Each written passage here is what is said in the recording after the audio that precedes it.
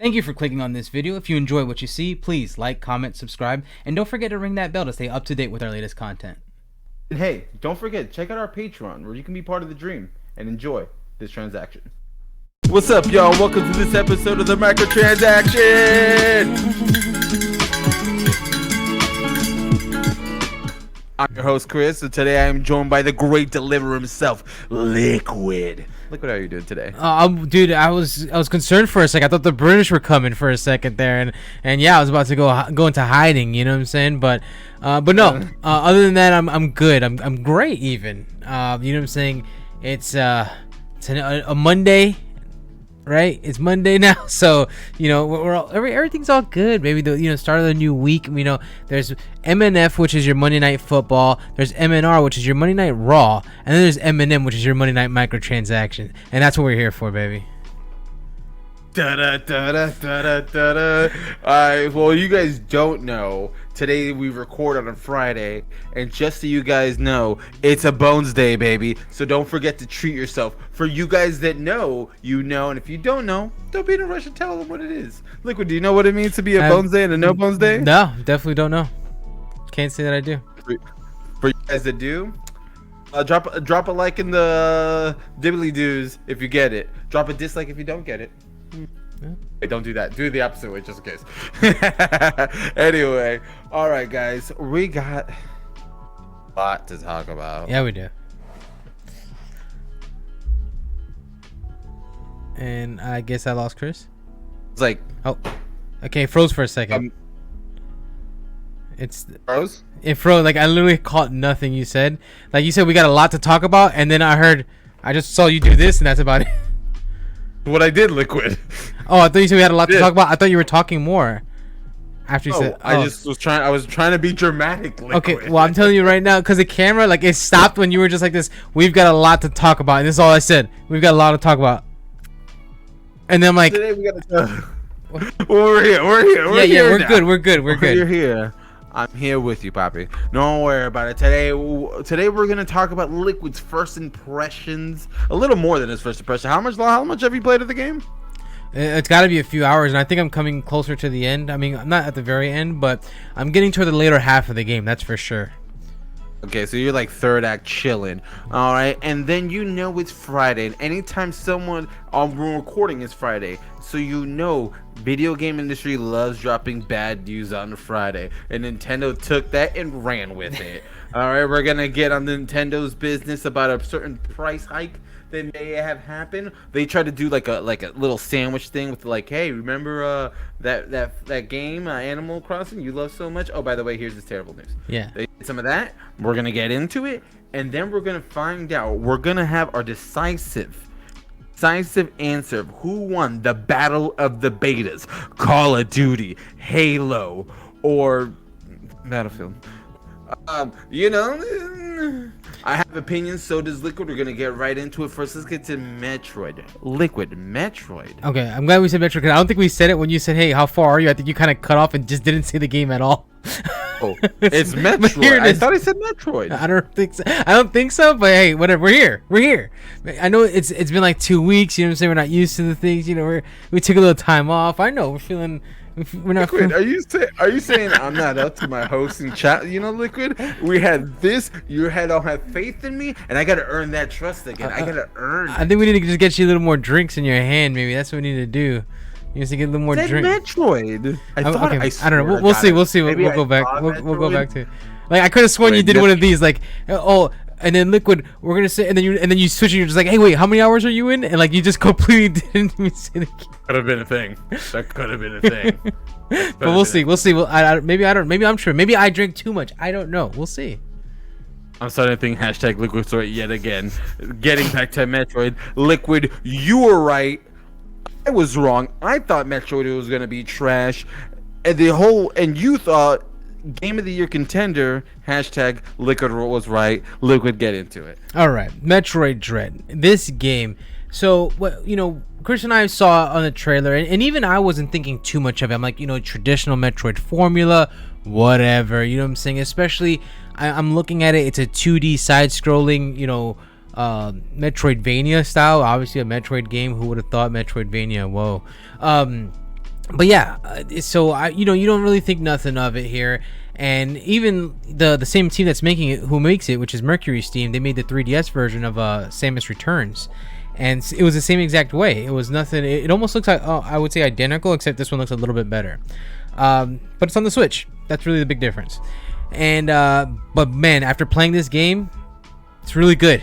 It is really good. Like, in the beginning, I was a little, I think even more harder on it, because I'm just like, oh, these enemies are not that serious, whatever. Like, you know what I'm saying? Now that I'm playing it a little further, I'm like, oh, I can see, this is getting a little sweatier now, and just all the, the different upgrades and stuff you get. I think the game looks great. I think they make a great use of the background, like the backdrops. Like, there's usually something going on in the background where you're not even paying attention to it, or something might run by and you're like, oh shit, what was that? It constantly, it tries to, for those who don't know, Metroid was built off of, like, the inspiration comes from the Alien movie, or the movie Alien. Deserted planet, you land on it, unknown, what's out there, that sort of thing. And this one gets those vibes, like, it nails it down pretty well. I love it. I think it's great. The music's great. And yeah, overall the game it plays really good. There are some times where I think it makes the Switch chug a little bit sometimes. So, like, maybe it's time we get that Pro, because yeah, this, like, and not even, oddly enough, it's at the loading screen. So, like, and that's another complaint that I have. So let me get the complaints out the way first. Is that, so, like, when you're going to go from one area to another area, there is a loading screen essentially, but they hide it with, like, her traveling. She's either going up an elevator or she's traveling through, like, a train system of some sort. And sometimes the frames will get choppy during those moments, because I guess it's still loading the whatever is going on in the background. And I'm like, ooh, that is not a good thing. Hell, just the fact that we're getting a loading screen, I think, is not a good thing. Just because after being spoiled with, like, Xbox, PlayStation, hell, PC, obviously, for the longest, and now I'm seeing loading screens, I'm just like, ugh, what? Get this out of here. We're better than this. So yeah, I feel like a pompous piece of shit, dude. Like, what is this, 2016? Yeah. Get out of here. Like, oh my god, what is this? But other than that, once you're in the game, though, it runs great, runs smooth. I want to say it runs at 60 frames, if I'm not mistaken. And then, like I said, the power-ups, in the beginning, you don't really have much. Eventually, just like your normal Metroid game, you get your power-ups back, and you feel like a force. I can see they're trying, new things with the story. There's cutscenes, in between some areas that are, nice to watch. Samus doesn't do a lot of talking, which is great. I don't think she should. There is, I don't want to spoil it, but there's something that happens, and I wasn't expecting it coming from her, and but it was a dope moment. It was a nice little cool moment, which kind of, like, speaks about her backstory a little bit, like, as far as how she was raised and stuff like that. But regardless, yeah, other than that, the Emmys, it's kind of like tight butthole moments. When you're trying to run away from them, you're going invisible, you're trying to hide or whatnot. Oh, I guess that's another thing. So I'm a big fan of stealth games, as you know. No. Yeah, I am, believe it or not. So I'm a big fan of stealth games, and I don't think this game does stealth that well.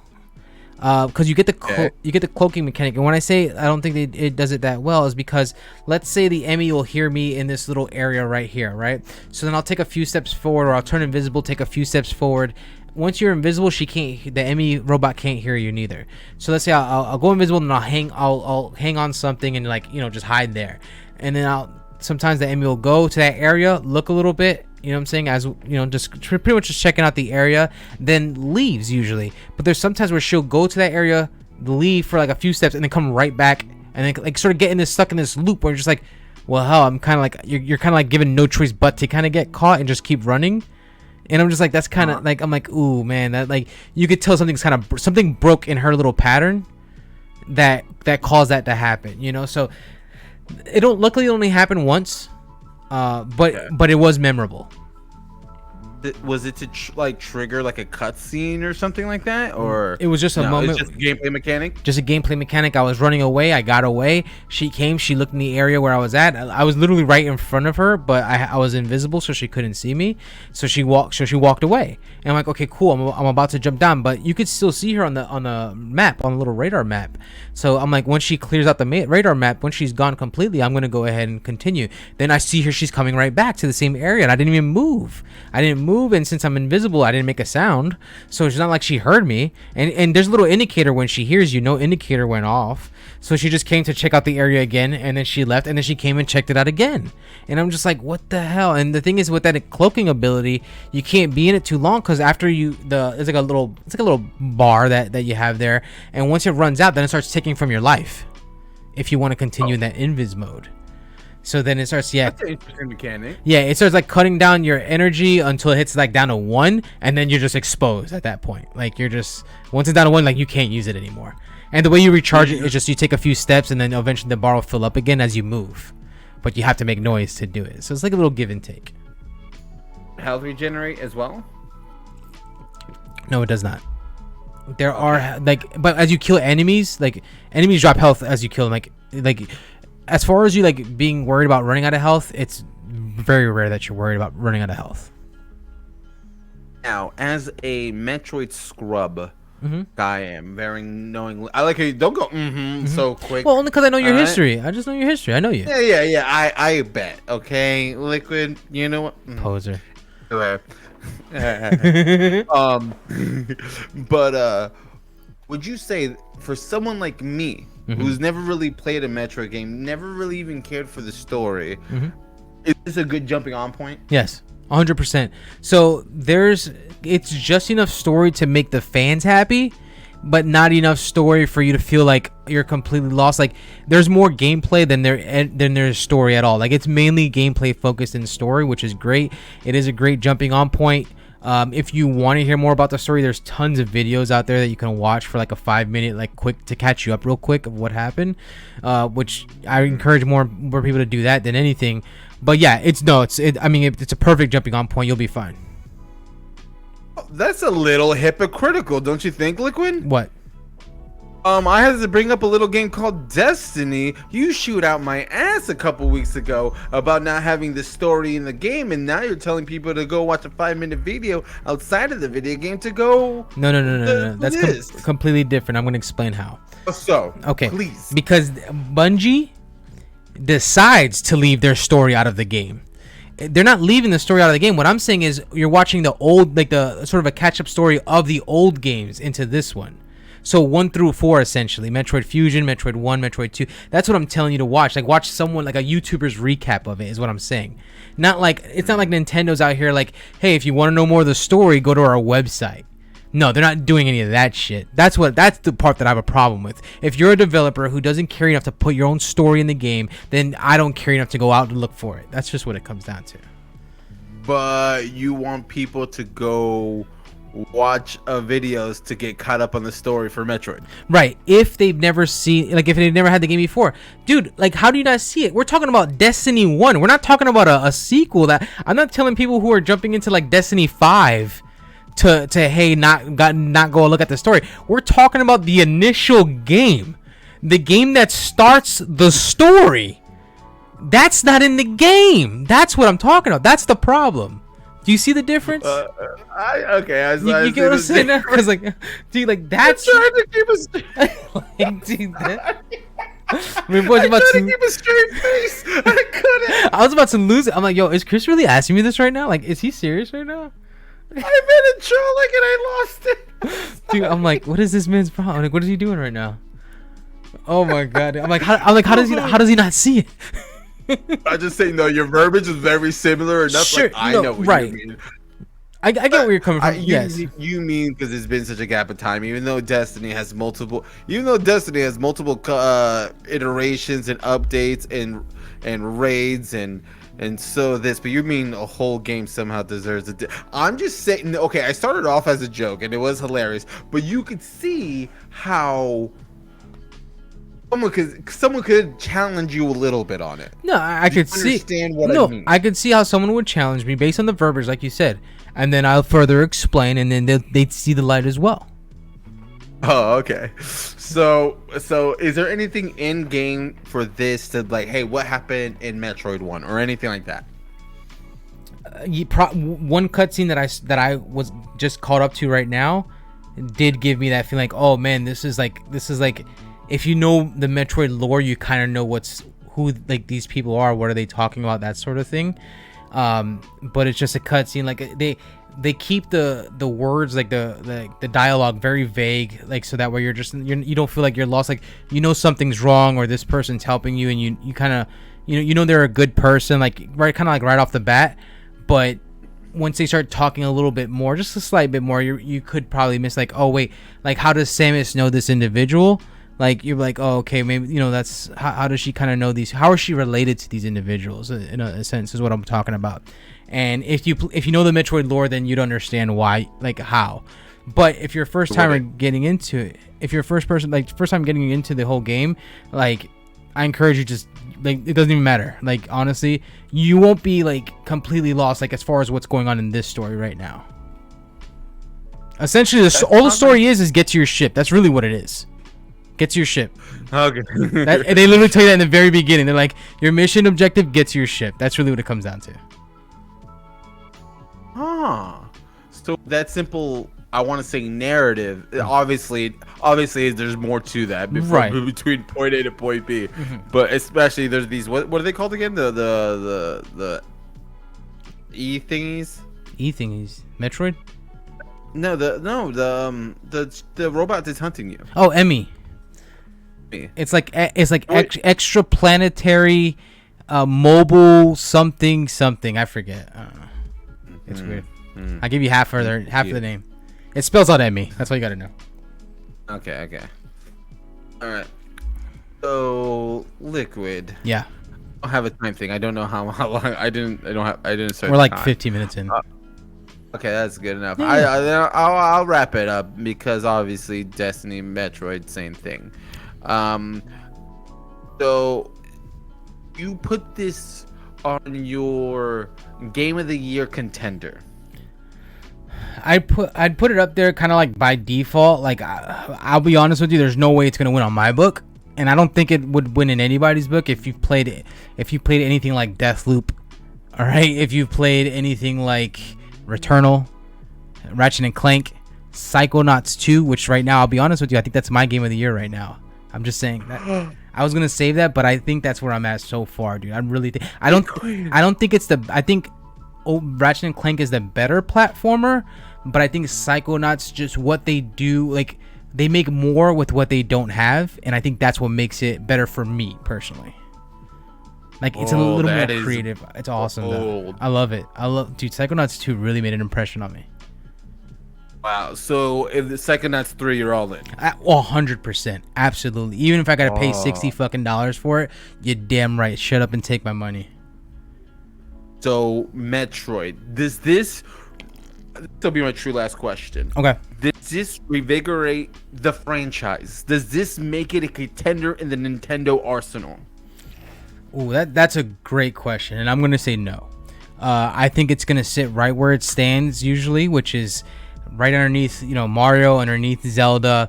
Like, I think after this year, Nintendo's gonna kind of push it to the side again. I don't think they're gonna give it the love that they want. Even like, I love it. This is not your normal Nintendo game. You think of Nintendo, you think of kid friendly, that sort of thing. This is not like one of those kids games. Like, this is a pretty difficult game, like for especially like if you're a child or just someone who's, I guess, not adept in a lot of video games. But it's challenging enough, whereas like you can get into it, just give it some time, you'll understand what it's trying to tell you, that sort of thing. You got to be patient. Man, this game requires a lot of patience because I continue to get lost in this damn game. Like there's nothing that tells you, hey, you're supposed to go here. There's no indicator. Like you just gotta hope for the best. Like, and luckily enough, I think this is just speaks for the game itself, like how well it's designed. Because a lot of times where like even though I don't feel like I know where I'm going, I feel like I always sort of get back on track fairly quickly. And I'm just like, and I think it's just by game design, like how the layout is, stuff like that, where I do feel like I'm making progress. I'm like, oh man, for some reason it feels linear sometimes, but it's not. You know what I'm saying? Which is very odd. It's very weird. Okay, so all good things. So Metroid, you're saying like a B player. Yeah, I think that's solid B, like a strong B. I think, yeah, absolutely, that's where I'd put it. Okay. All right. Well, I think that wraps up our opinions on Metroid. More liquid than mine. I haven't got around to it. I do honestly want to try to play a Metroid, and I do want to, but am I gonna? Probably. I'll let you borrow it if you want. Once I'm done. If you let me borrow it, I'd probably play it. Yeah, I'll let you borrow it for sure. I bought a physical copy, so. Oh my god, trading games. What is this? 1996? Get out of here, bro. With those loading screens, it feels like it. All right. You know what you don't have to load and wait for? What's that? List of transactionists. Ooh. Not liquid. Yeah. I don't know if you have the list ready. If you... Oh, go ahead. I'm sorry. If you don't, I will... The list of transactions are Patreon supporters who are nice enough to buy into the dream, believe in us, and put their money where their mouth is and help us bring a better product to all of you. And if you decide to be part of it, well, you get our content early, but if you don't have $1 to spare, don't worry about it. You get it free a week late, so you still get that microtransaction goodness we all know and love. Oh, yeah. And we got the list, baby. It's full effect. Ooh, kick it to the list. Kick it to the list.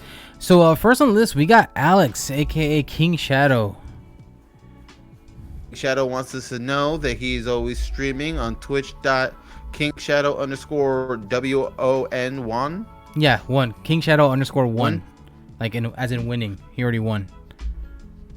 Even though I've never seen him win a day in his life. Yeah, he doesn't. He does. Yeah, it's very like you could tell his name's not based off of his track record. I'll be honest with you. Or his ability. Have you ever seen him play Valorant? Well, okay, he did win one time, and that's when he joined the Microtransaction Patreon, baby. That's a good win, baby. That's a good win. I like that, bro. I like that. All right. Next on the list, we got Jessica. Jessica, bro. Honestly, she taught me so much about crafts today. Oh, crafts! What kind of crafts we talking? Apparently she's a crafting machine, and she got excited that my mom crafts because she's like, no one my age likes to craft, and I'm like, because it's an old ass lady thing to do. It is, like, yeah. So what does she do? Like, what does she like? Because I know there's like some people like to paint. I was gonna say some women, but that was going to be kind of sexist. But you know, some people like to paint. Some people, you don't know. I'm trying to think. Like, do I know any men who craft? Well, okay, so. And I've considered someone I like putting shit together, like crafting shit. Like whenever my job would need something that they need to be put together, I'm the guy they talk to. You know what I'm saying? I got the glue gun.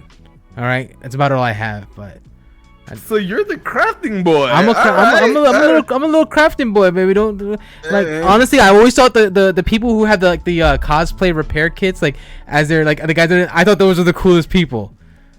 Those are the real ones. Yeah. They'll have the crafting repair stuff like while you're out there. I think those are the real ones. So yeah, if I were to go to these cons, that's who I would want to be. I want to be one of the repair guys. Like, yo, bring it here. What do you need done? Yo, let's get an outlet. Let's plug in my hot glue gun right now. All right. All right, let's keep it moving. All right, next on the list we've got Nung, the forgetter. Nung's still here. One of these days, I can't wait till the next time I see her. I'm like, Nung, you know you're still subscribed to our Patreon, right? And she's like, am I? And I'm like, we bring you up every episode. How you still here?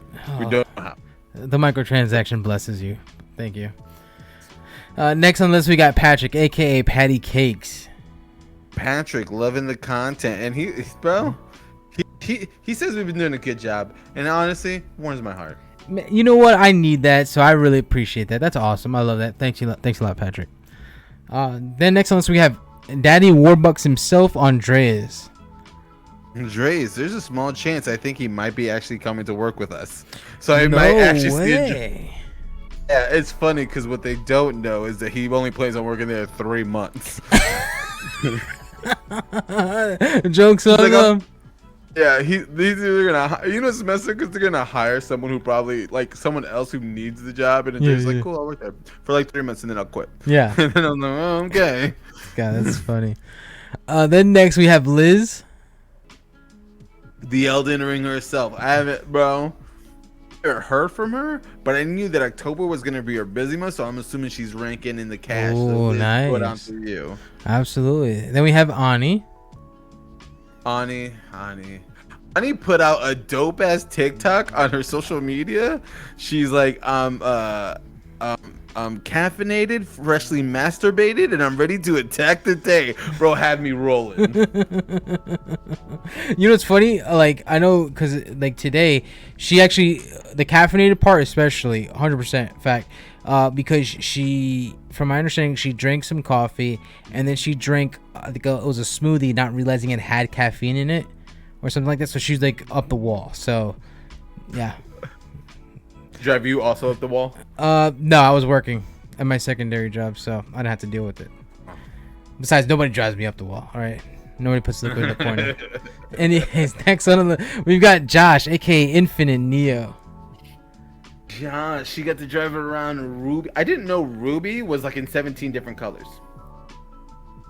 I don't know what you mean. It has a bunch of panels, like his car. Oh yeah, it used to be one color. What happened? Oh, he got an accident.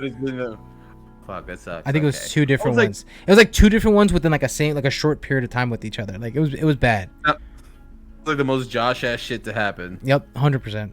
Then next we have Justin, aka Tampa Cornflake. My man has been on Valorant like a mofo since you guys played that one night. Yeah. So big ups to he was feeling himself, and I liked him team calling. Yeah. No, calling the plays, and I think he needs to do that more. No, I agree. Playing with him is because that was only my second time playing Valorant, and even I had a clutch moment. Maybe 1v3, I clutched it out. You know what I'm saying? Cause I was excited, but I was juiced. So absolutely, it's highlighted my career. And then last but not least, all right, the number one patron himself. Best there is, the best there was. The best there ever will be. Chicago Marathon finisher, my brother Matt. Yay, Matt. Congratulations. That's right. Congrats on the Chicago just coming in first place. Am I right? Getting the trophy, baby? The whole thing. Yeah, baby. He just won it all. Just rolled out of bed and just won the marathon. Yeah, no training. I honestly was severely undertrained for this, and he still did pretty good. And how many miles was it? 20 something? 24? 26.2. 26. Jesus Christ, dude. He muscled it, dude. That's crazy. I was like, I barely want to drive 26.2 miles.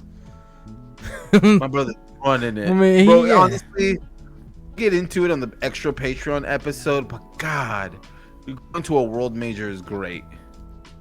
That's cool. Chicago is one of the world majors, by the way. So okay. Yeah, you have Chicago, you have New York, you have Boston. Boston's like the one. Berlin, Tokyo, and London. I didn't know. So Boston's like the one, like you're saying, like the Boston Marathon. Sounds like the main one. Oh, but really? Berlin's a good place to set records.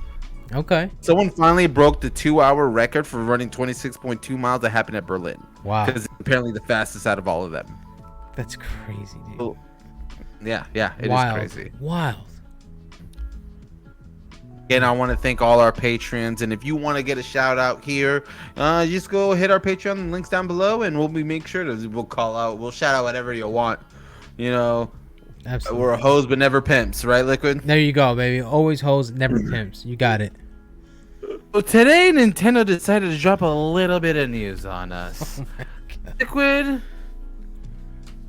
tell me all the delicious treats that Nintendo always logical. You can't spell logic without Nintendo. Yeah. So just tell me the common sense decisions they're making with their updated service. All right. So just to give little people what happened. They started off with the Animal Crossing details, right? We found out we're getting some DLC. It's an update. Lots of cool stuff coming to Animal Crossing. I'm not gonna lie. You can. There's a frog chair people are freaking out about. Oh, a frog chair, dude. There's a few things that I saw and I'm like, man, this is pretty dope. Like, would I come back to it? I don't know yet, but I'm considering it because it looks cool. So that left me happy. I'm like, cool, Nintendo's still supporting Animal Crossing. That's always a good thing, man. Nintendo, they finally get it. They understand what the consumers want, what we're asking for. Mm-hmm. Then A little 3-minute YouTube video came out. You know what I'm saying? How much damage could be done within 3 minutes? It seems like that's the dice roll that Nintendo decided to play today. Like, let's see here. How many minutes will it take to just screw things up? 3. All you need is 3 minutes to make a terrible impression, and here's how. All right, so now we all knew what was happening. We all knew Nintendo Online is getting a little revamp. They're getting, they're getting some more stuff, which is always a good thing, right? For those who don't know, Nintendo Online right now, you pay $20 a month, or I'm sorry, $20 a year right now. You get some Nintendo games in there, you get some Super Nintendo games, you get cloud-based saves if I'm not mistaken, you get little perks in the mobile app that they have there. That's where you do all your your voice chatting and stuff like that. It gives you online local play, you get little deals on their website, so it comes chock full of stuff, right, for $20 a year. Now that's not bad, especially when you consider like PlayStation, Xbox. Granted, we know that Nintendo Online can't compete with the two juggernauts, right? We know that. Why not, Liquid? Well, it's because they don't believe in online gaming. First of all, they just that's kind of what it comes down to. Their online services suck. I'm sorry, Super Smash Brothers sucks. I'll get Split. I heard it's gotten better, but the online sucks. Super Smash Brothers Ultimate. Yeah, awesome. Okay, yeah. Super Smash Brothers Ultimate is a fantastic game. Online, don't even think about it. I don't care.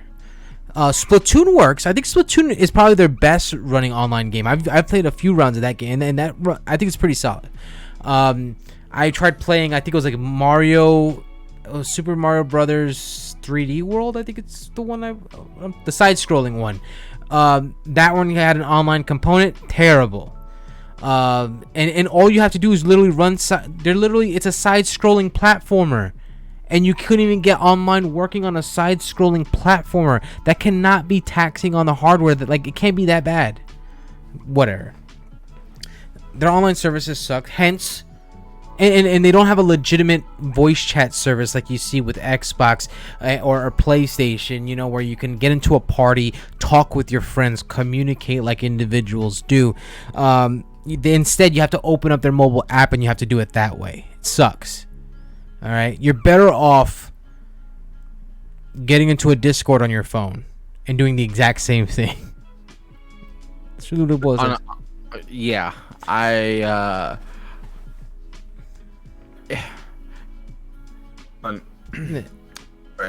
I was pausing for comedic effect, and then I got a little lodged in the throat. So Nintendo Online is something that. But seems like Nintendo's Online, like on a serious note, is left to be desired. So the $20 a year mark made sense. Yeah, we all knew what it was. Like, right. Hey, it's Nintendo. It's not as good, so you're only paying $20 a year. Right. And it gave you options too. I think it was like it's $5 for a month, I think, or maybe $4. $8 if you want it for 3 months, and then $20 if you want it for a year. Some pretty good options there. It was very affordable, very easy to get into. For the lack of things that's offered there, I think that's a solid price. Yeah. And you get the NES collection, right? Yeah, NES, Super NES as well, both included. Wow. Okay, that's. For $20, it pays itself. I think $20 a year is worth it for these games. If you were to buy these games physically, you're gonna be put like on eBay or something like that. You're gonna be paying up the ass for these games. So I think it's great, especially these games are very difficult, very demanding. They do have save points, like suspend points, where you can just come right in right where you left off. So they even have like online support in some of them as well, where you can play with other people too, stuff that they've never had in the past. So again, the $20 price point kind of made sense, right? Then we found out they're coming out with an expansion. All right, well, they didn't say the price. And when did they announced this during? Oh, the Nintendo, was it Nintendo Direct? I think, yeah, they had a Nintendo Direct. and they did announce that they're going to be coming with an expansion. They're going to be introducing Nintendo 64 games, and a couple of episodes back on the Microtransaction, we went over what those games were on Nintendo 64. You got you Mario Party, Mario Golf. I think Perfect Dark was in there. Mario Kart 64, Super Mario 64, Ocarina of Time, Majora's Mask is supposed to be coming, and Banjo-Kazooie was weird, but it was on there as well. I'm sure I'm missing some. Star Fox. Oh, Star Fox 64. Go figure. Only game that fucking matters, bro. Do a true. barrel roll. 100%. If you get this bundle, if you're an idiot and you get this bundle for this amount of money, hey, do whatever you want with your money. I'm not here to judge you. But if you're an idiot for my joke, okay? Yeah. And your first game you don't boot up is Star Fox 64 and do a sweet barrel roll, dude. What are you real doing? Gamer? What are you doing with your life? What are you doing? So yeah, so so we know this was coming here. There wasn't much. What was coming with it was not only N64 games. We found out Sega Genesis was also coming with their collection. Now Sega Genesis not as much hype, and the only reason why I say that is because Sega Genesis is literally on everything. Like you could get on PC, you got a Sega Genesis collection that you can purchase. PlayStation, Xbox, there's Sega Genesis collections you could purchase. Like that's not unusual. All right, especially on PC, they're like giving it away. They're like, hey, you want these games? They're like $1 each. Like they're like little to nothing. You could get them for. So this expansion pack, with the exception of the Sega Genesis stuff, you get the N64 games, and then even the Animal Crossing, you're getting the DLC pack for free. That's normally charged, if I'm not mistaken. Or that's supposed to be charged. It's very iffy because they call it a free update. But I think there's items in there that are purchased or something like that. I don't know. There is some purchasable stuff that is okay. Yeah. That's what it was. So for now, they didn't mention a monthly price. They only mentioned a yearly price for this expansion now. Now, someone like myself was thinking, well, what would make more sense? Here's what I was thinking. Well, Nintendo's going to do Nintendo. So what are they going to do? They're going to double that fucking price. They're going to tax this shit out of it and double it on you. And people were telling me, wait, no way. You think that? Really? People were, they said, you really think it's going to be double? I'm like, yes, absolutely. It'll be doubled. You know what I'm saying? That's because that's what they can get away with. That was my mindset. Boy, was I even fucking wrong. For an extra $30 on top of the $20 that you're already paying, a total of $50 for a year, you get these extra. I'm gonna go with just N64 content. That's all I'm gonna, because like the Sega stuff, that's like $5 in my opinion. The Animal Crossing stuff, sure, it's great DLC. The game is fantastic, but dude, $30 for something I'm probably gonna experience for just like a few days here. It's all about the N64 content, and I don't think $30 is a good price point. You're literally hiking the price up by 150% from where it was. An extra 30. You know what I'm saying? Like, you figure if you like, people thought I was crazy because that would be an extra 100%. You're doubling it. Another $20, 100% difference. Okay, cool. But now you're adding another $10, so 150% price hike on this. Like, holy hell, dude. And the thing is that the problem is that I feel like I'm gonna fucking buy it and I don't want to. That's my problem. Are you seriously gonna buy this? No, probably not. I'm probably not gonna buy it. But okay, like, I was gonna think it was like liquid. Honestly, I'd have to get some kind of sale, which I know Nintendo doesn't do. Or if they at least have a monthly pricing, maybe I'll buy 1 month. And I only say that because like I do want to play. Like I never beat Majora's Mask. I always wanted to beat Majora's Mask. So if I can get it for 1 month, I think I could crush that in a month. You know what? That would make sense for me personally. Everything else though, having it for $20 for these games, oh dude, I heard this shit and I just about lost it. I'm like, I thought I was solid, thinking, hey, they're gonna double. Like, there's no way they'll go lower than that. I didn't think that. I didn't even think about them going higher because it just didn't make any sense to me. Yeah, when you initially said double the money, I thought you were being a bit of a wild boy, not crazy, just wild. You know what I'm saying? But like when you say 150%, you really bust it out. You're like, that is a lot.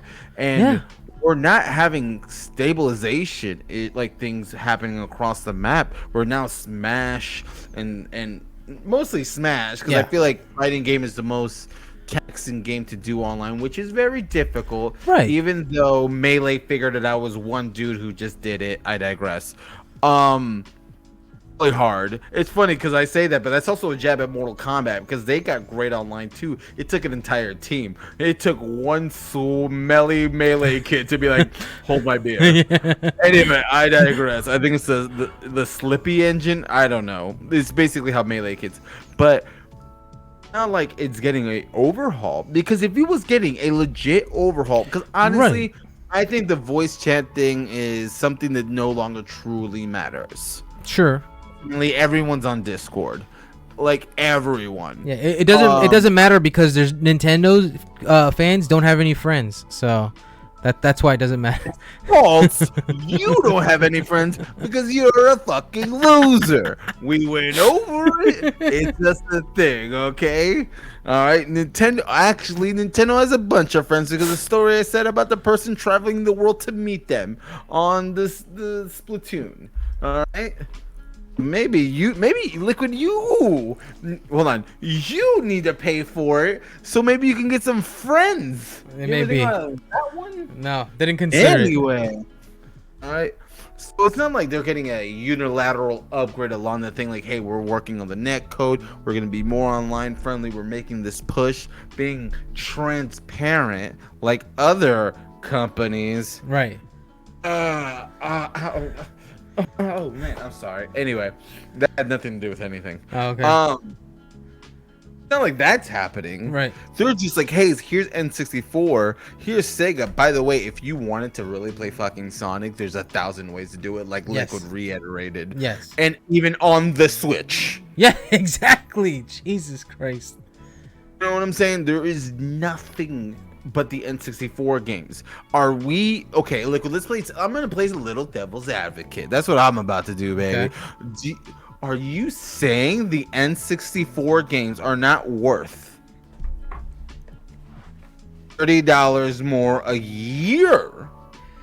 365 days for, I at least want to say, 10 top tier content. I want to say yes, and the only reason why I want to say yes is as a collector. You know what I'm saying? Because the way I see it is like, hey, you know, to buy these games, it's super expensive, right? However, as a collector, I want a physical copy. I don't want a digital copy. This would benefit me if, yes, like I said, there's a game that I haven't played yet or haven't beaten yet and always wanted to. The honest to God truth, like Majora's Mask I mentioned earlier, I have it on 3DS as well. If I really wanted to play it, I can play it.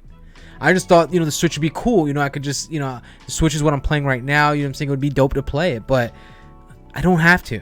You know what I'm saying? And $30 for a year's worth of these, you know, games, and we know there's more coming as well. I know. I don't think so. I don't think it's worth it. When you're seeing the offerings of, for example, Game Pass Ultimate, that gives you the online functionality. All right?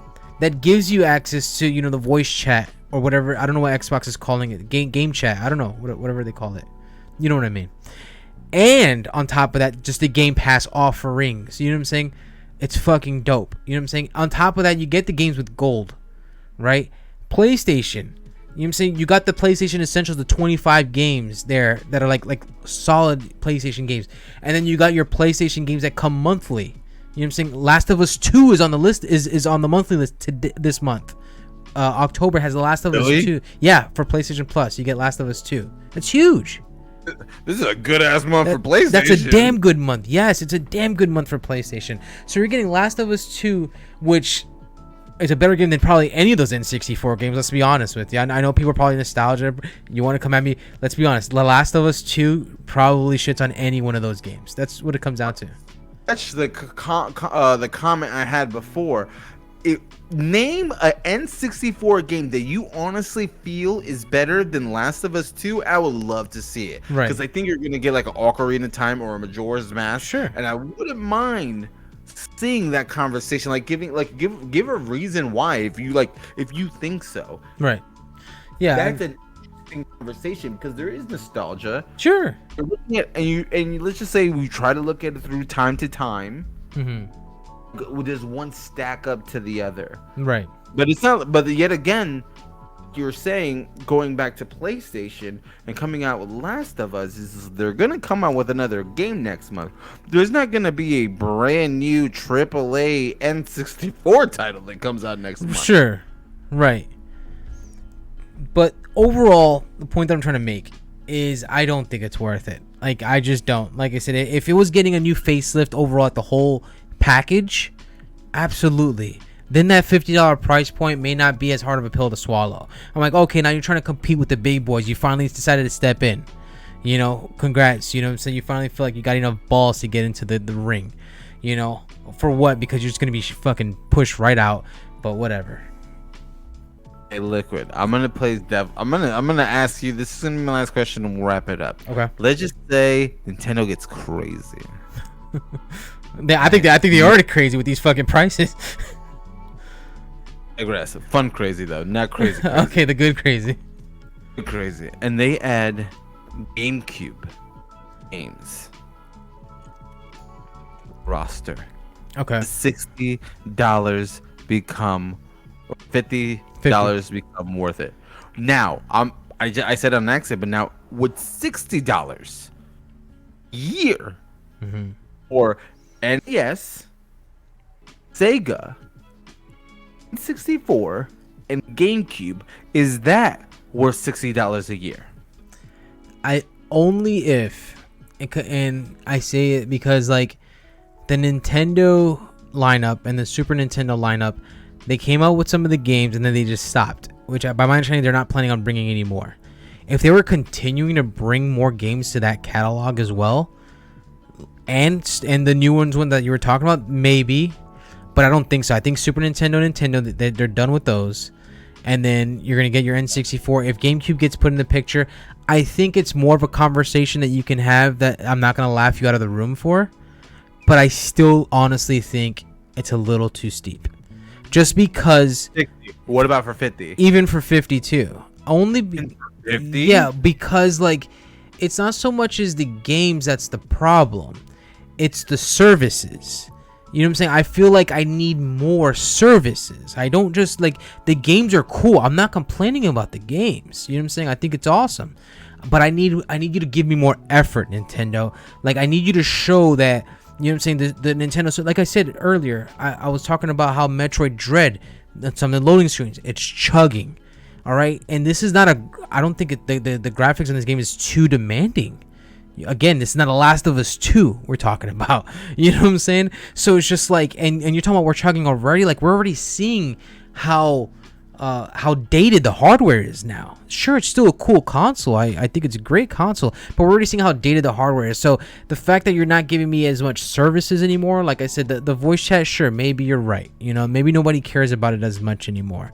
But if you can give me at least a better online infrastructure, a better online experience, you know, then I'd probably say, okay, let's, you know what I'm saying? It's like you're throwing me all of these games just to hide the fact that your online services are shit. Is what you're telling me essentially. And you're telling me that you don't care about it. So like, why is that even here? Why not just make them all games and give me that price point? You know what I'm saying? Ooh, Liquid, you're bringing the fire. I think that's a perfect way to wrap that shit up.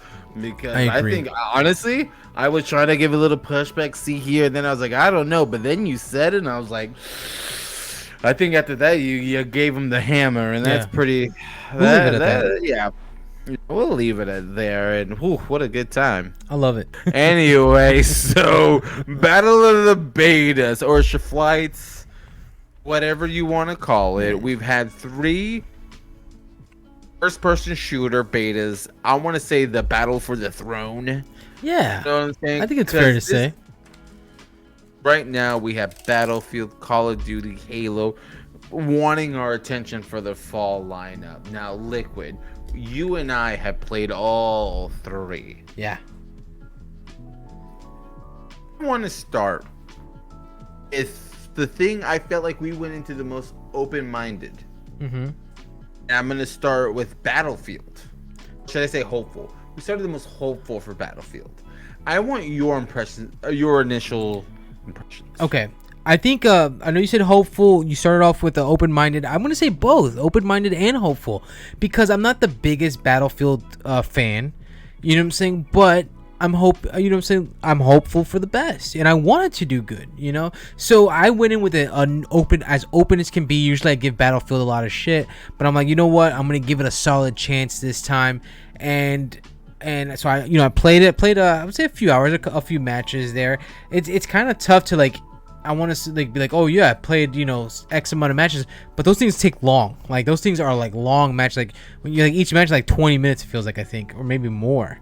But for the little bit that I did play, I liked it a lot. I really did. I thought Battlefield was really good. I really enjoyed it. I played it both on PC and PS5. I tried playing like keyboard and mouse.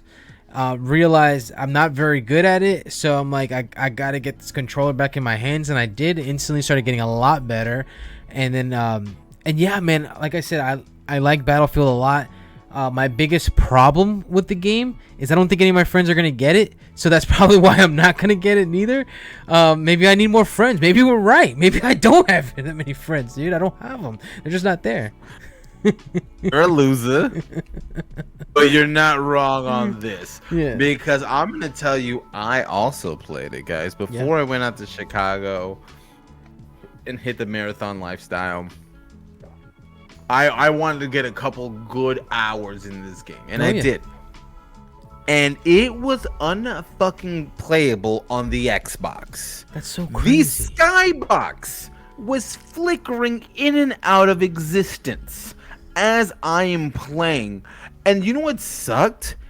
Inside this beta was an actual good game.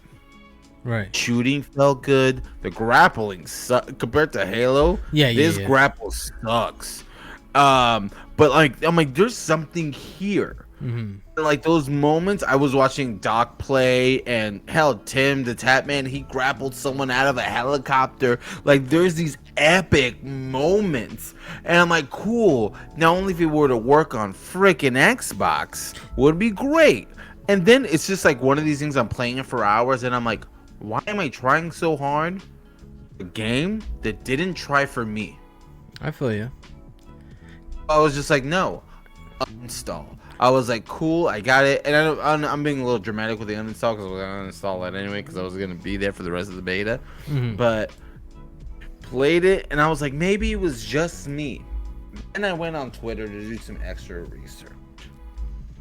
And I think the most fun part of looking up this game is looking up the glitches.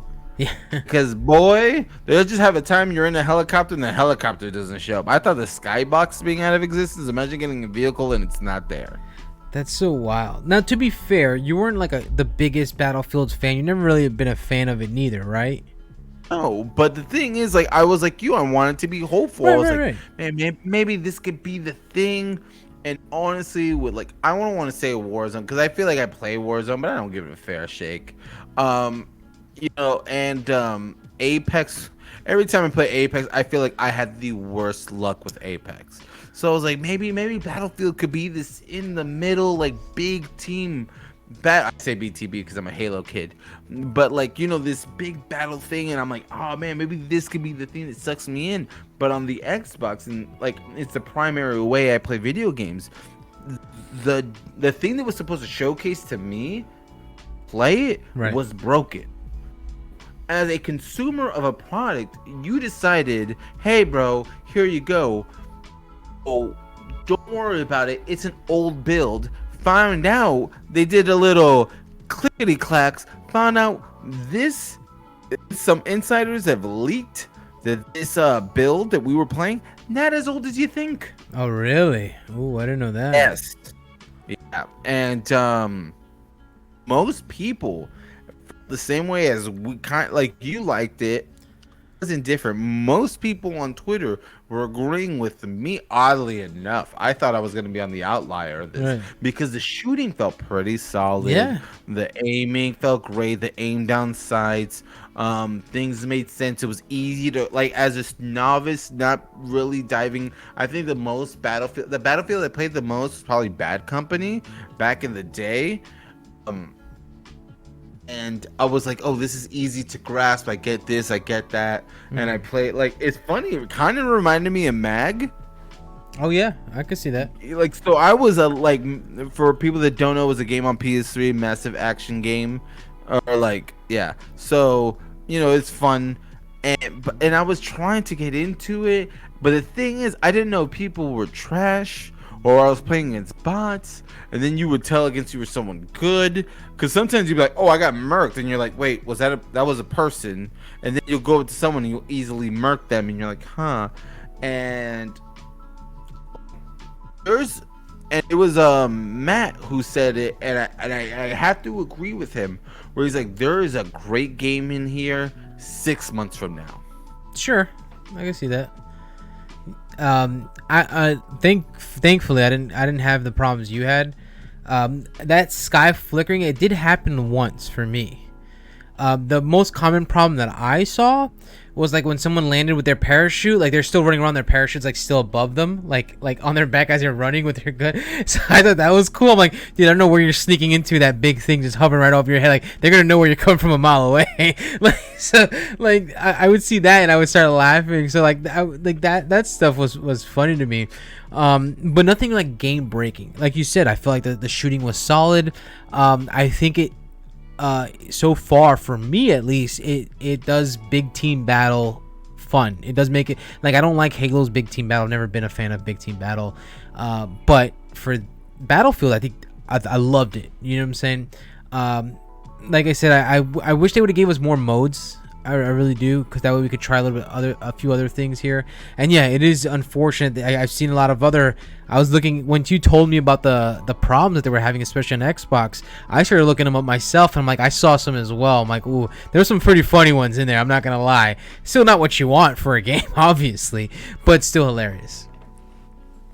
Like I said, it's funny to play for free, but when you come to spending money, yeah, no, as an Xbox player, I cannot recommend Battlefield to anyone.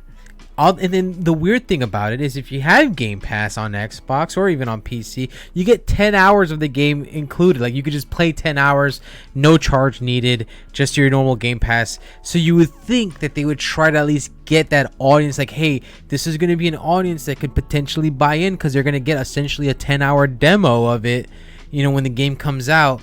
You would think we need to get our shit together on this platform more than anything. But no, didn't happen. I think they did that because it was such a shit show.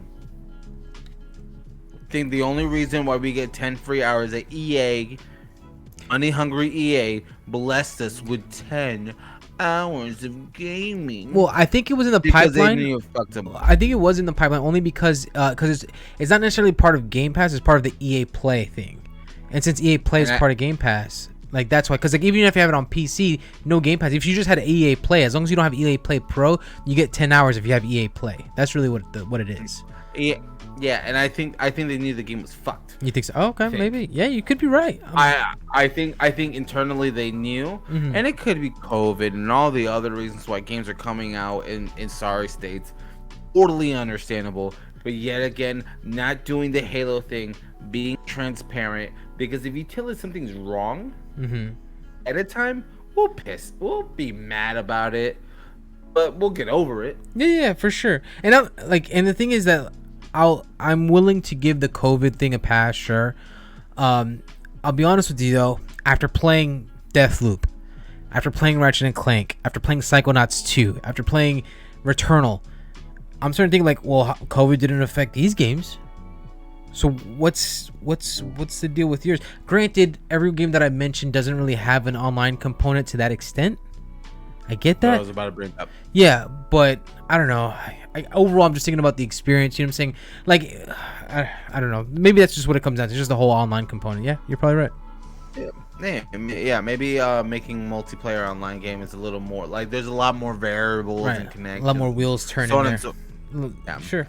Now, I'm excited for. I'm gonna bring up Call of Duty. For those who don't know, Liquid is our resident expert on the Call of Duty franchise. Now, Liquid. Yeah. Call of Duty Vanguard. We got our hands on it. We sunk our teeth in it. What'd you think?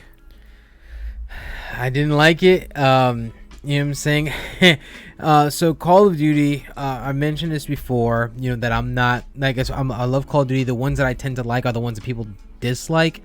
But I'll be honest with you, even playing this Vanguard in a World War II setting, I don't care for it.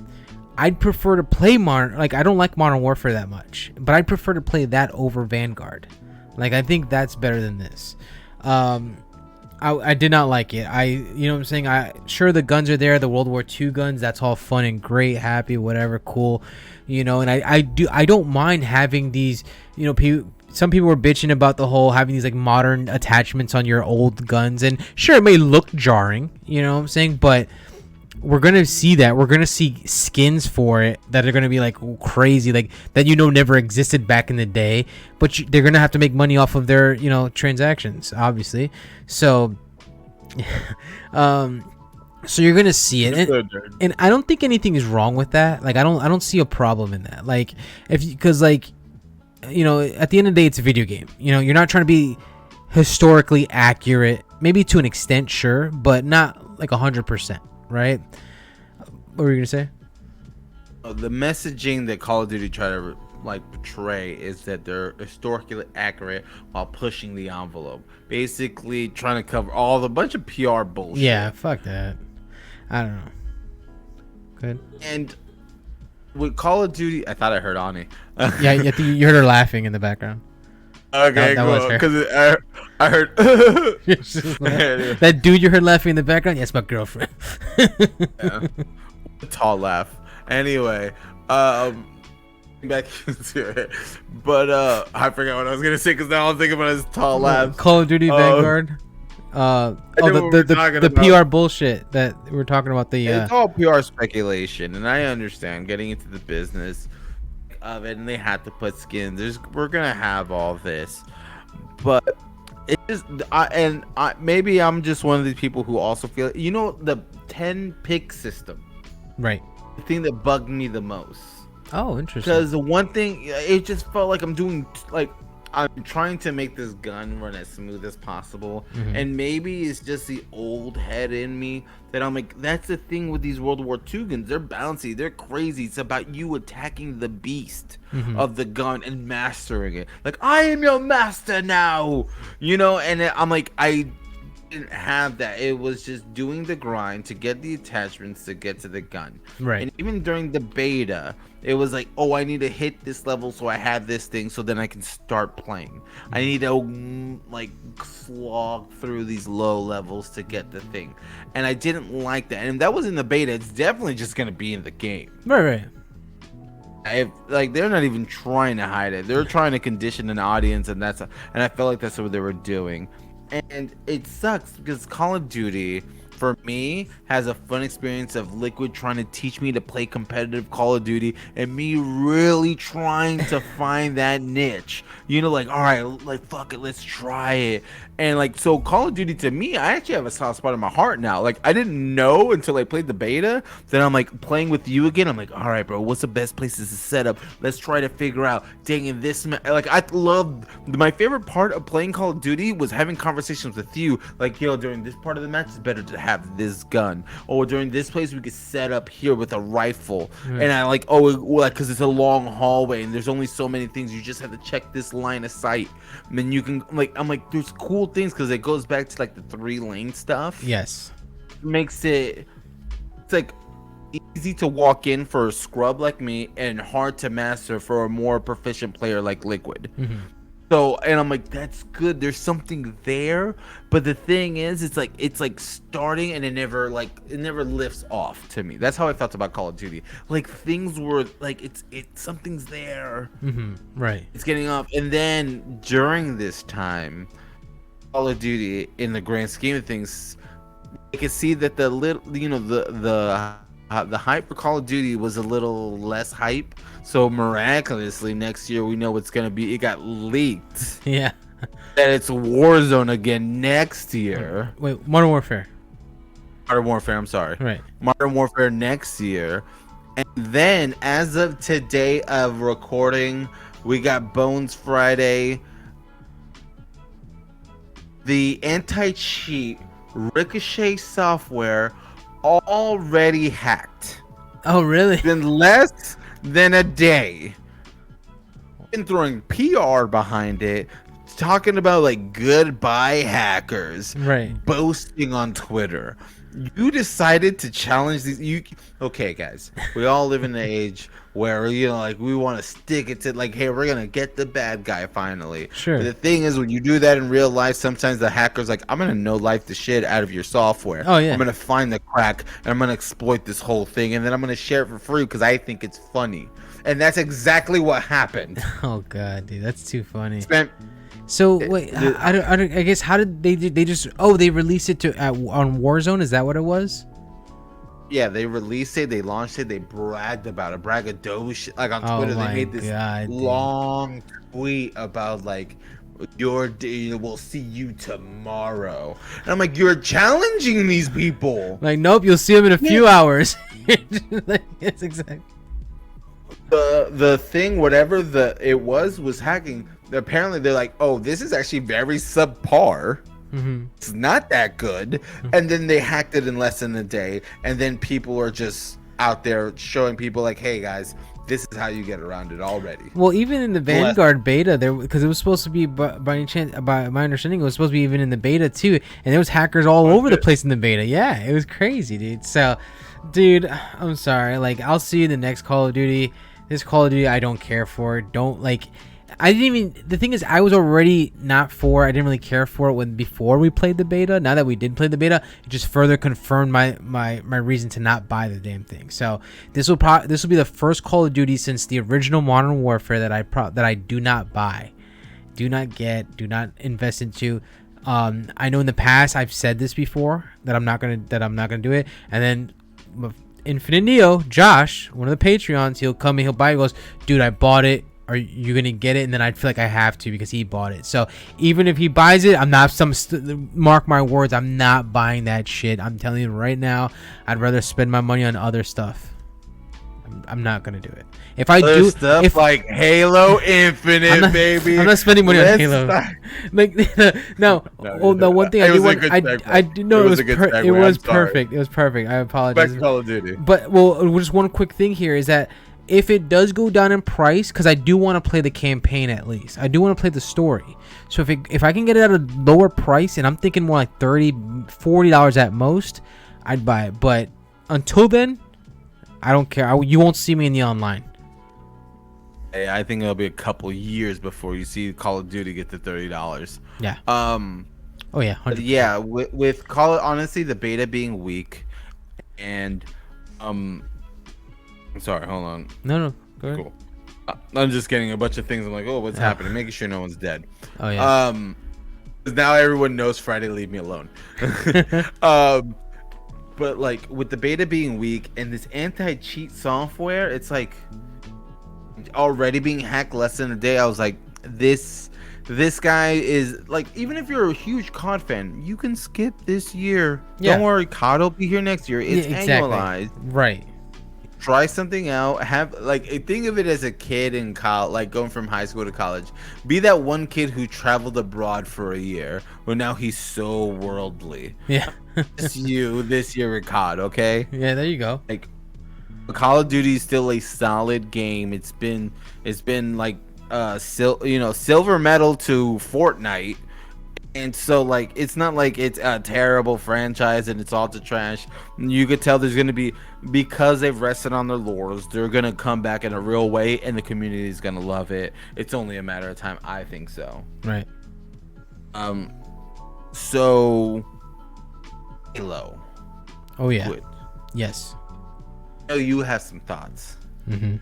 Let's jump into it. Okay. What do you think about Halo Infinite Flight? Yeah, so from what we've played on Halo, we've dabbled in a few things. We've played in there. It's a PvP. We've played in the big team battle. We've tried that out. Still not a fan of the big team battle. It didn't sell me. I don't expect to really get into it that much. I know once we have more friends playing it and we can't play with just 4 people, where we're gonna need more people, I'm sure we're gonna be playing big team battle.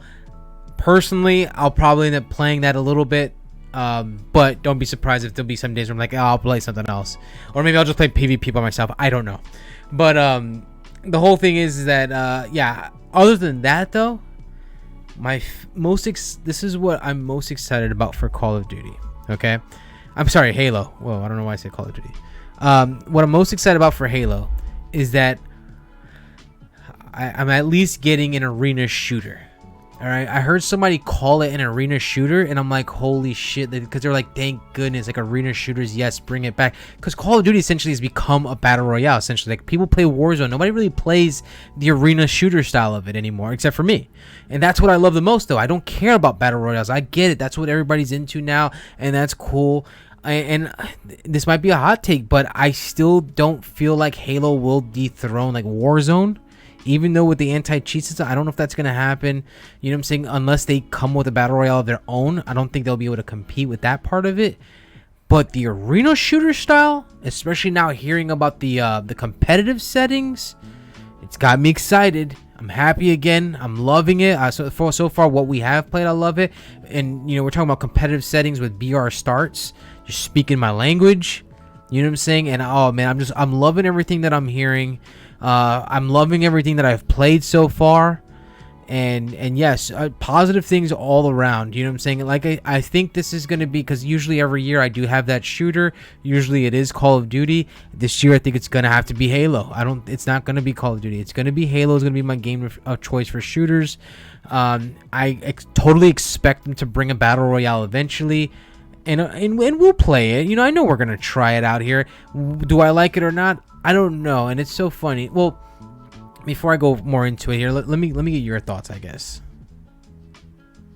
Well, I have a lot of thoughts about this beta, and obviously I'm a huge fan of Halo. Take it with a grain of salt. I can't press enough. Wait, what happened to the poster? Fell down. It's still down there. But okay. Now the thing is, Matthew made fun of me. He's like, you don't have your shit framed. Like, grow up. And now I feel subconscious about having it up. What about my poster? my Boba Fett's not framed. Yeah, but the thing is, you have shelves. It looks so official. You know what I'm saying? Look at those shelves. My Metal Gear Rising poster or Sackboy or Ratchet and Clank are not framed on that door over there. Yeah, but they're on the door. Those are door pictures. Yeah, I don't know. Anyway, I digress. He only judges me. I think Matt likes your room a lot. Okay, anyway, I digress. Okay. Yeah, but to get back into it, there's so much I like about this game. Trying to not gush over it, but I'm not gush a little. Let me gush a little bit. Go ahead, gush away, baby. Hit me with them gushers. It just feels so validating. You know what? You know how I know that I'm a hurt girlfriend or a hurt girl that was in a bad relationship?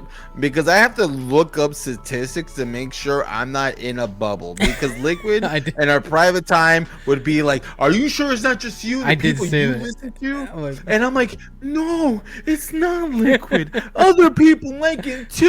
Like, I don't know. I look up analytics, boy, and Google searches have not let me down. Google, like, Halo has been the most looked up thing on I'm like, I don't know what year it is.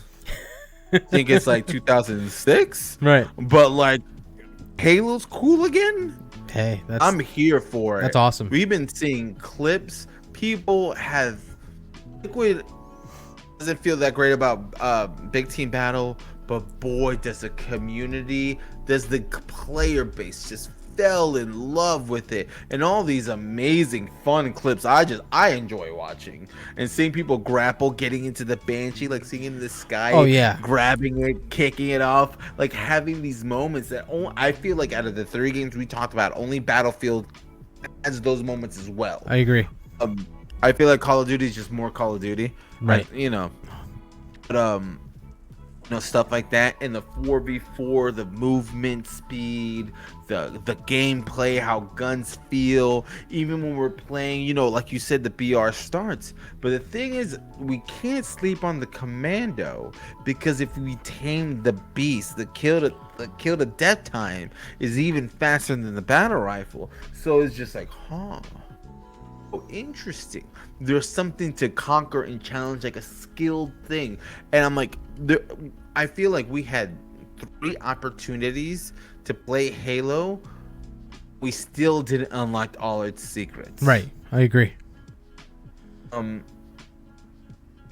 It felt great, and this is off of an old build.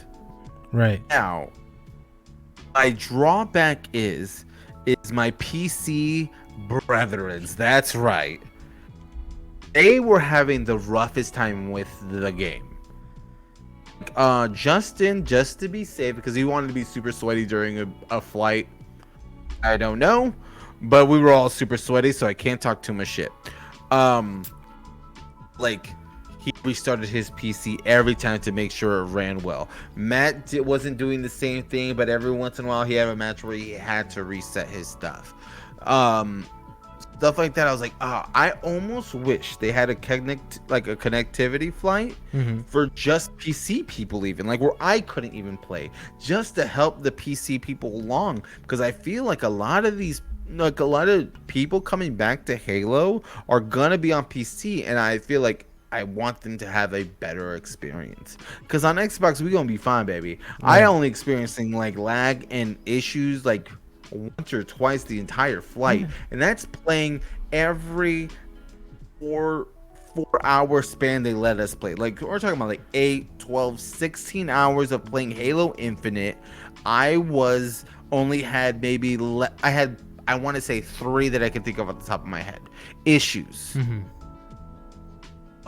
Oddly enough, I was also playing on PC. I didn't have any issues though, which was so weird. Like, I didn't have to reset it every time. You remember? I mean, we never reset it once. I was playing on PC. Yeah. Now, granted, I was playing on like lower settings. Like, I left it at like 60 frames instead of like, I know they were trying to like juice, like Justin especially. I think he was trying to get his frames up. I left it at a smaller frame rate. Like, let me just keep it at 60. You know what I'm saying? Like, and then I think it was more like 120. But I didn't have any problems like that. Like, I still had a great experience. So I don't know what it is. I don't know what's the difference or what's causing it or what, like, but carry on. I'm sorry. No, I'm not. I'm glad. I was gonna actually bring it to you, because I know you played on PC, like what you thought of it, and look, we talk about. I've obviously added the betas. I think if someone was being critical, unbiased, I think that Halo had the best flights. All games except for Battlefield had multiple weekends to play. Right. But that's Battlefield's fault. That's on them. Like, I'm not gonna be like, well, they only had one. They decide that shit. Exactly. I'm not. Right. You're selling to me. I'm not selling to you. I'm not like, please take my money. That's not what the fuck we do here on the Microtransaction. Right. So with that being said, I feel like Halo legitimately had the best flight. They really wanted to impress, and I feel so sorry for 343, because they were like, y'all like what we're doing? Like, everyone likes it. Oh my god! Like, you can tell they're like, because every time someone asks them a question, like, we're just so happy the community likes it. We were on Twitter, just me and my wife were crying tears of joy because y'all really liked it. I'm like, oh my god, like, bro, who hurt you? I'll tell you what hurt. The Master Chief Collection probably fucking hurt them, is what it was. I'll be honest with you. You want to be real? What it is they probably had a shit show when Master Chief Collection dropped. So when they saw this, they're like, whoa, what is this? Love? Compassion? What are these in the gaming industry? Who would have thought? So yeah, absolutely, and rightfully so, deservingly so. Bravo. Like, the Master Chief Collection was shaky at the start. You know what I'm saying? It got better, but even later on, it still had its issues and everything like that. So I do love absolutely the multiple flights, the honesty, the transparency. You know what I'm saying? Sure, and then some of the tech previews that they would show, maybe they might have missed the ball here and there, but you know what? That's okay. The fact of the matter is, you made a solid game so far. Like, or at least you're making a solid game so far. And so far the community, including myself, I want to see more. I can't wait to get into it. It just is good. Yeah. Have a good Halo. And that's the thing. Funny. Because now I want to, like, Halo, obvious winner out of the 3. Yep. I like, unbiased aside, I legitimately think out of the betas, the best experience was Halo. And I know, and hell, to play devil's advocate to myself, I was like, well, yeah, they're backed by a little small indie company called Microsoft. They better have the best beta. Yeah, I'd hope so, right? Would hope so. Right. Like even call, but like let's just be, I'm trying to be as like even keel. Right. And now I kind of like wanted to ask you a question. Okay. And just because we're in the social media space, how do you feel this is gonna do view-wise on a Twitch or a YouTube? Does it stay top 10? I don't think Past so. the first day. Past the first day. I think for the first week you'll see it up there, but I just don't feel like it's I don't know. I just don't feel like it's gonna have that longevity. I don't see it. Like I said, I feel like you kind of have to have a battle royale now in order to have that. And I just don't see it staying. I don't see it having that staying power. I see people are going to enjoy it for the week is what I think is going to happen, and then you're going to start seeing them slowly fall off. Not to say it's anything bad about the game. I don't think it's anything wrong with the game. I just think we live in a time where, like me personally, I still love my arena shooters. I'm still going to enjoy it. I'm still going to love it. But I really feel like the battle royale is kind of what a lot of the kids want. I feel like granted, the people who love Halo, they're okay with it. They'll be on there. You know what I'm saying? They're gonna stream it. You know what I'm saying? You're gonna see your old Halo Pro streaming again. The Halo Infinite and whatnot. But I can't shake the feeling that I don't feel like it's gonna crack that top 10 consistently, at least. You know what I'm saying? Like I feel like it's gonna fall. It might come back up when something like an update of some sort, maybe for a day or two, but I just feel like that battle royale is what it's really missing. And the thing is that oddly enough is that if it did come out with the battle royale, I'd be stoked to try it out. You know what I'm saying? And I don't like battle royales. It's so funny. I was telling you here that somebody gave me a little perspective. I guess they kind of explain battle royales, and the way I see it now is that you figure, when I play an arena shooter, I play a competitive arena shooter, it's like a 50-50. It's like flipping a coin. So, like search and destroy, for example. There's a bomb. Say let's say there's a corner. They're either going to be on the left side or the right side. Hopefully you pick the right side. You're flipping that coin. You know what I'm saying? Battle royales now, it's more of a dice roll. You know what I'm saying? Like you gotta hope you land on some weapons or some sort. So it's a little different. You get, your chances have now been decreased. And I'm still not a big fan of that, but I'm still really willing. Really willing to try it when it comes to Halo, because I'm sure they're gonna have to have one. Like they already kind of hinted at that it's coming. So I don't know. I just feel like once they get a battle royale, then I feel more confident of it being that top 10 for even longer than originally intended. But when it first drops, especially with it not having the campaign, at least not online, multiplayer campaign, but the arena shooter stuff, I think you'll still see it up there. Maybe even I'd give it at least 2 weeks here, but I think it's gonna slowly dwindle. That's just what I think, honestly. Even if it's not in the top 10, a top 20, because even if we're using Twitch as a barometer, I want to say YouTube gaming too, because it's on the incline or on the upswing. Yeah. But if we're using that, like, still top 20 games are still like still respectable. Doing great. Yeah, still respectable. Sure. I think it's gonna be telling season 2. I think we're gonna know where Halo's at community-wise by season 2. Is that when we get the campaign, or is that when is that? That's yes. Okay. But the thing is, the reason why I say it, because that's when we get the next update, the new skins, the new stuff. Right. It's not just gonna co-op campaign. It's just gonna be one thing. Right. We're gonna get more than that. It's a package essentially. 2. Right. Yeah. So we're gonna see if it piques interest. We're gonna see if it boosts things up again, or if it falls right on its face, then it's like, oh shit. Yep. It's gonna be bad, because then we know Forge, it needs to hold out to season 3, and we know like season 3 means 9 months after the game comes out. Right. That is rough, because they already said it's gonna be 3-month increments. They want to do the Apex model because it's just, it's what everyone's accustomed to. It's what the market's accustomed to. Right. And I think they're gonna hit those marks. It is 9 months from now. is we won't see a battle royale until a year after the game is out. Right. That's tough, man. That is tough. But the gaming industry keeps going, and I think that we got another year of how things are coming up beaten and broken, and we have our golden childs here and there. I think Halo can survive under their current climate. It is now. This is like 2018. It would have a lot harder of an upswing. Right. 2018, we're having a different conversation. But yeah, but in 2022, I think it could live No. by the skin of its teeth because the gameplay is king. Right. It's fun. I wouldn't even say skin of its teeth. I think I don't. I think you're selling it even a little shorter. I think it'll survive.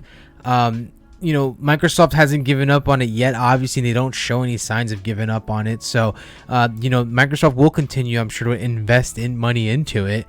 And yeah, I think it'll definitely hold out for at least. Hell, look how long it took Master Chief to start to even work, consistently. So so I don't know. I see that, and I'm like, and here's a game that will work. Sure, it may not have all the bells and whistles that it wanted to come out with initially, but I think Microsoft will back it enough, and it'll still stay relevant enough until you get a battle royale. And then now we're having another conversation because now we're talking about it's going to feel like a whole new game at that point, and now it's going to compete with maybe whatever hopefully Call of Duty becomes better. Because you don't want Call of Duty to fail. Obviously, you want it to be better. You know what I'm saying? You want Battlefield. Well, Battlefield you won't get anything because they're not an annual franchise, but at least you have another battle royale to compete with other battle royales that are out there. We'll see. Halo story for year one is gonna be fascinating. Yeah, watch because you have a weak Battlefield. You have a weak Call of Duty. Apex, one season it's great, one season you're in slow motion. Fortnite is always king, but that market is just that market. Like, people play Fortnite in other games, but still play Fortnite. Right. Like, people log into Fortnite to buy stuff and then go play something else. Yeah, dude, it's crazy. It really is. Just the way that's just Fortnite. That's just who they are. Hell, now they're in talks to make a movie. Jesus Christ. Fortnite. But people are like, why? I'm like, because they print their own money. Yeah, what do you mean why? Because they own their own currency? Because V-Bucks is going to be V-Bucks is what we're going to be using in the future to purchase items. Like, oh, you want that new Halo Battle Royale? That new Battle Royale Halo? It's a new update. Yeah, it costs $5 more. $5 V-Bucks more. Dan, you got 5 V-Bucks on you, bro? Bro, no, not anymore. I wasted it all on some skins. On the stupid tank top. Well. No, guys, I think that wraps up Halo 1, the Battle of the Betas. But will it win the war? Ooh. Stay here to find out. Absolutely.